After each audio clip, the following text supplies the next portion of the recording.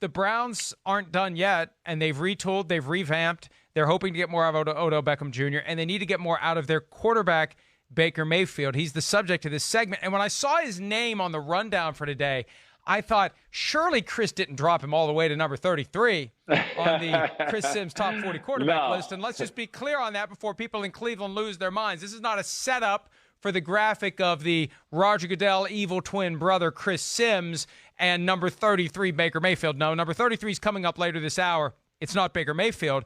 Baker Mayfield's in the news because he met with the media for the first time this entire offseason. He's been quiet.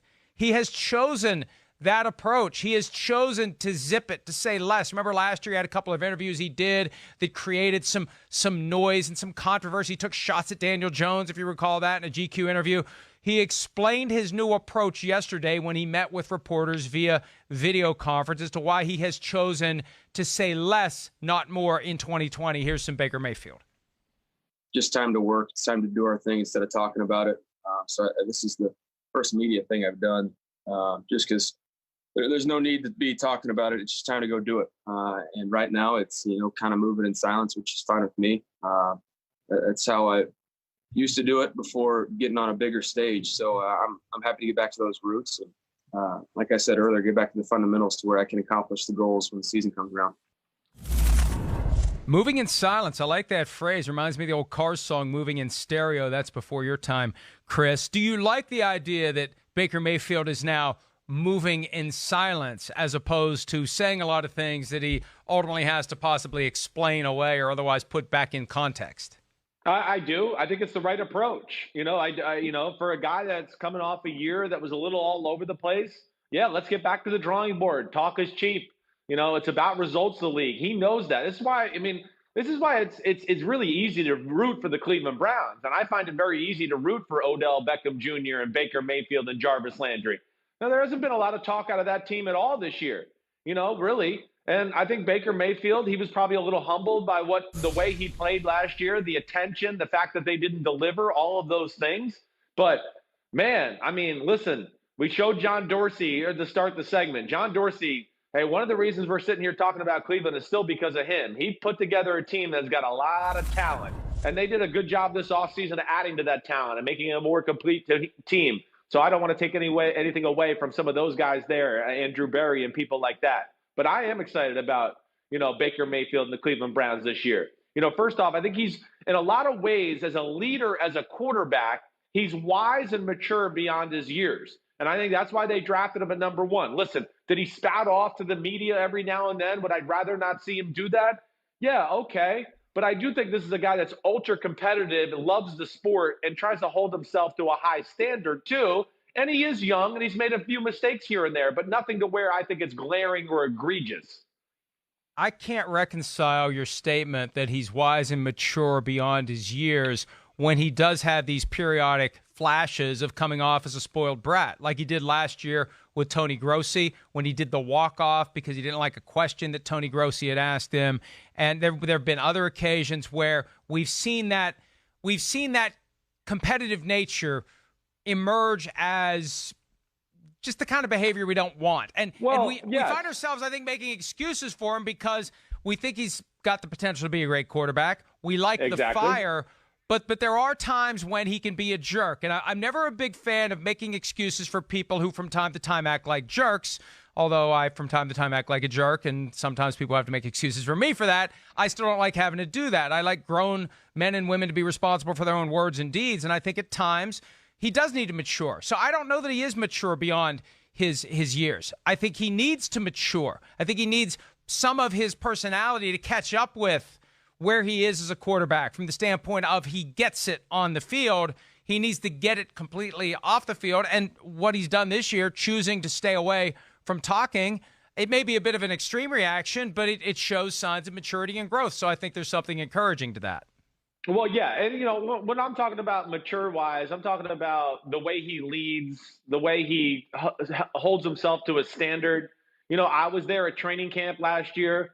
He was supposed to do an interview with me. He didn't have a great practice, and they said they were worried. As soon as practice was over, they were going, I hope Baker will still do the interview with you, because when he has practices like this, usually he's kind of pissed off and he goes back in and watches more film and kind of critiques himself and shuts the world out. And that's what he did to me. I like that.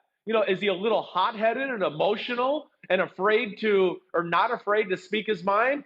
That to me is what he has done within the media sometimes. I don't think it's immaturity. And obviously there was a little issue there with Tony Grossi and whatever it may be. But hey, there was a lot of high expectations for that team last year. Yeah, it wasn't perfect. He didn't handle every situation the right way, but I don't come away going, "Ooh, man, Baker Mayfield's way over his head" or anything like that. I look at it a guy who's highly competitive. He wears his heart on his sleeve in a lot of ways. He does have big talent. And when he talks, I listen because he's not BSing you that way. So he's not perfect, but he is young and he is talented, and I'm excited about Cleveland. Yeah, but I think what he's doing this offseason is an extension of the attitude that he has after a bad practice. He goes into a shell to protect himself from himself because he knows if I talk now, I'm going to say something that's going to make things worse, not better. I don't know. Maybe I'm gonna go back and self-edit myself as it relates to whether or not him keeping quiet is a sign of maturity. I think the real sign of maturity is developing the ability to speak to the media, no matter what your mindset is, no matter whether or not you're salty. You find a way to turn the light on, say what needs to be said, do it in a way that is engaging, that is informative, that doesn't create a lot of unfortunate sound bites that teammates and coaching staff and PR people have to clean up for hours, days, maybe weeks after those statements are made. Because here's the thing, Chris, he's not going to be able to move in silence once it's time to play the games. By rule, every player is required to be available to the media once during the week and after each game. You have a bad game, you have to be available to the media. You have a bad practice on Wednesday, you have to be available to the media, period. So instead of keeping his mouth shut, I think his better play would be to talk more and get to the point where he can juggle however he may be feeling inside with the importance of not letting them see it and not wearing it on his sleeve and not letting his anger and his frustration infect the way he speaks and create a soundbite that's going to create a problem for him. So I changed my answer.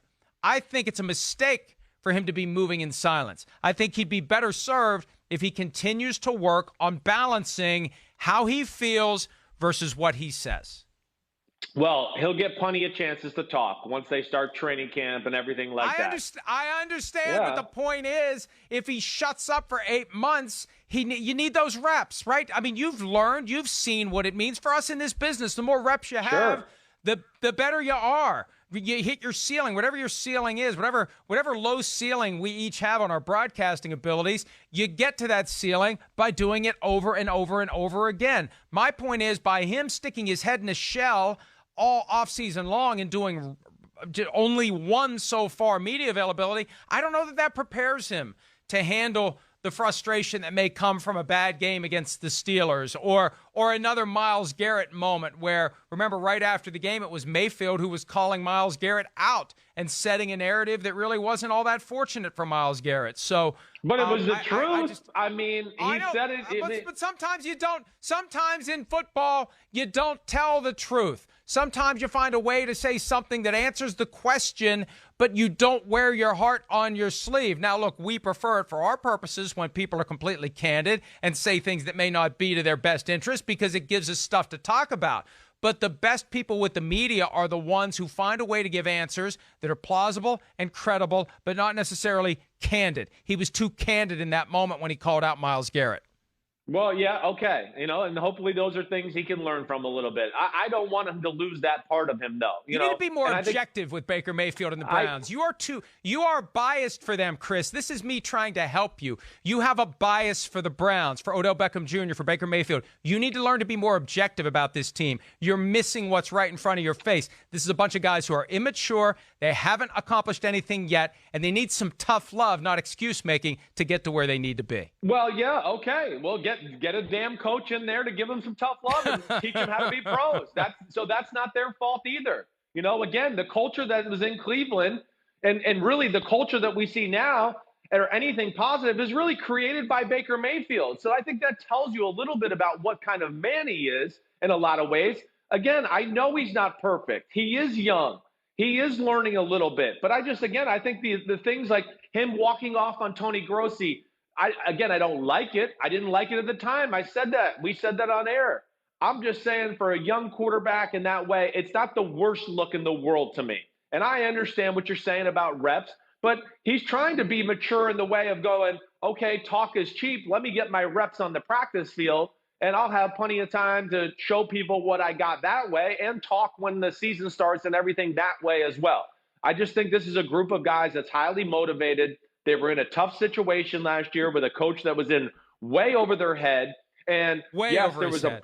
Way over his head. And, there was a bright light on them and huge expectations. And the one thing I think Baker Mayfield made a mistake with more than anything last year was the oversaturation of Baker Mayfield.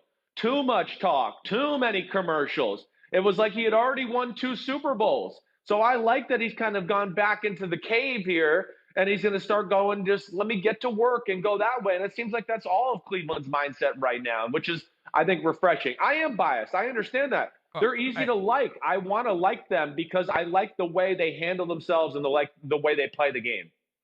And let's be realistic. It's easier to take a low profile when no one's interested this year. It's not like he's going to have a bunch of companies banging on his door to do commercials this year. Those are going to Patrick Mahomes and Lamar Jackson, not to Baker Mayfield, because of how he played last year. And one of the reasons his play was down last year, and look, let's not downplay the reality that Freddie Kitchens was the wrong guy to coach the team. And you know what? That's a manifestation of Baker Mayfield having too much influence as a first-year quarterback. Because remember that sense after they fired Hugh Jackson during the season, Greg Williams became the interim head coach, Freddie Kitchens was the offensive coordinator, the offense performed well, Mayfield performed well, and there was a sense Baker Mayfield wanted Freddie Kitchens. Well, he got him, and it contributed to the disaster last year for the Browns. Not a disaster compared to some of their other disastrous seasons, but a disaster relative to the expectations. And I remember last year, Chris, and we probably said this is probably in the archives somewhere, they let the expectations get out of control, and no one harnessed them. No one tried to downplay it. No one said, we haven't done a damn thing yet. I don't know why everyone is pegging us to make the playoffs. This team was 0-16 just a couple of years ago. Are you all crazy? Have you lost your damn minds? How do you think we're a playoff team? We have to prove ourselves, and Freddie Kitchens didn't do that. The organization didn't do it, and Baker Mayfield didn't do it either. Now what they're doing is they're setting the bar for 2020, and one of the things Baker Mayfield addressed yesterday, the reality of Jarvis Landry's health last year and Odell Beckham Jr. Let's hear a little bit from Baker Mayfield talking about the fact that his 2 top receivers were far from healthy throughout 2019. Here he is. I think, them being a little bit banged up, well, not a little bit, they had to have surgery. So, no, it definitely hindered them physically, obviously, but the mental part of it, the frustrations that came from that, I think affected it more. I mean, those guys are working extremely hard after their surgeries for the rehab process, and they look really good. They say they feel really good, and it appears that way. It's just a different mindset going into it, and I think, like I said, I think they went back to the basics. They're ready to take over, and it's their time now. They know that. They know that we only have so many more opportunities together. And he's right. Those Sundays are on in the grand scheme of things 16 a year, and they come around quickly, and you better get back on the horse and figure out how to correct your mistakes. We hear that all the time after games. We have to go back and correct the mistakes. Well, yeah, you don't have many chances because you make enough mistakes, your season is over. You have a very narrow window of opportunity. Once you lose 3, 4, 5 games, you're down to basically your last chance, and they need to get on top of it with a good start to the season. They struggled last year at the early stages of the season, and it set a bad tone. And having those guys healthy is a big part of it. The new coaching staff is a factor in this as well. That's the wild card, right? Because we say this all the time. Every coach wants his own quarterback. We don't know how Kevin Stefanski truly feels about Baker Mayfield. Will he have him on any type of a leash this year? He's got Case Keenum, and when Kevin Stefanski and Keenum were last together in Minnesota, they got to the brink of the Super Bowl, Chris. So, if I'm Stefanski, I'm looking at what I have in Case Keenum, a guy who knows my offense, and if Baker Mayfield slips, at what point do I say, take a seat, Baker, you need to watch and learn from Case Keenum? Well, we'll see if that happens. I mean, really, Baker, Case Keenum's a poor man's Baker Mayfield. That's what he is. Or Baker Mayfield's Case Keenum, just with more talent. That's really how I look at it. So there's a lot of similarities in style. I do think Baker Mayfield and the Browns offense, the way it's built, really will fit the way Kevin Stefanski wants to call a game as an offensive coordinator. I mean, we know he wants to run the ball. They got a pretty good O-line there. They got a great running back. You know, they got tight ends. They got 2 receivers on the outside. They can really steal the formula that your Vikings used last year and maybe be better at it. I mean, no joke. And you know, Baker Mayfield with a guy like Case Keenum behind him, I think it's going to do him a lot of good. You know, it's a little bit of a check yourself before you wreck yourself. Okay, I got a guy here behind me where if I have 2 or 3 games where I'm throwing multiple interceptions and erratic with throws and things like that, yeah, this guy's good enough to come in and make some offense happen and put up some points. So I better be on my P's and Q's. I think Baker Mayfield realizes that. I think he realizes what a big year it is. And, you know, also just to what you talked about with the injuries with Jarvis Landry and Odell Beckham Jr., hey, that affects a team, especially when it's 2 of your best players and 2 of the emotional leaders of your football team. You know, think about it. Okay, yeah, Odell Beckham, Jarvis Landry, they couldn't be as good on the field, but I bet you where they missed, and I've heard some people in Cleveland say this, where they missed more than anything was their just infectious love of the game and energy they bring to the, you know, it's hard if you're OBJ or Jarvis. You know, oh, I got a little injury. It's warm-ups at practice. You're more worried about, getting that hip loose and ready. Instead, if you were 100% healthy, you might be talking crap to the defense or yelling or just increasing the atmosphere in practice to make everybody go, man, this is fun. Let's get after it today and do all that. I think an element was missed there also with those 2 guys being injured. So there was a lot of issues in Cleveland last year. We crowned them way too early. You and me included. We were excited about it. I'm every bit as excited about them again this year. In fact, I'm expecting a lot better results this year. It's just they're in a tough division, and it ain't going to be easy. It's always better to have a low bar, and this year the bar is naturally a lot lower for the Browns than it was last year, and that's actually good for Baker Mayfield. It's good for Odell Beckham, for Jarvis Landry, for the rest of the team, and for first-year head coach Kevin Stefanski, who knows that he is stepping into the revolving door. The question is, how many spins will he get before it spits him out on the other end? Because there's a shelf life. The moment you sign a contract with the Browns, there's a shelf life. But maybe Stefanski, who was with the Vikings for 14 years, he knows a thing or two about stability and finding a way to survive through multiple different coaching staffs and coordinators. Maybe Stefanski is exactly what the Browns need. Whoever turns that team around, if that team ever gets to a Super Bowl, they don't even have to win it. If they just get to a Super Bowl, they're going to name half the town after the coach. Yeah, they're going to rename all the neighborhoods after the players. I mean, they are starving for a contender, not even a Super Bowl winner, just somebody that stumbles into the playoffs once every 2 or 3 years. So the Browns fans deserve it. It is amazing to me that this team has been so bad for so long, and maybe this is the moment that it finally changes after last year's false start.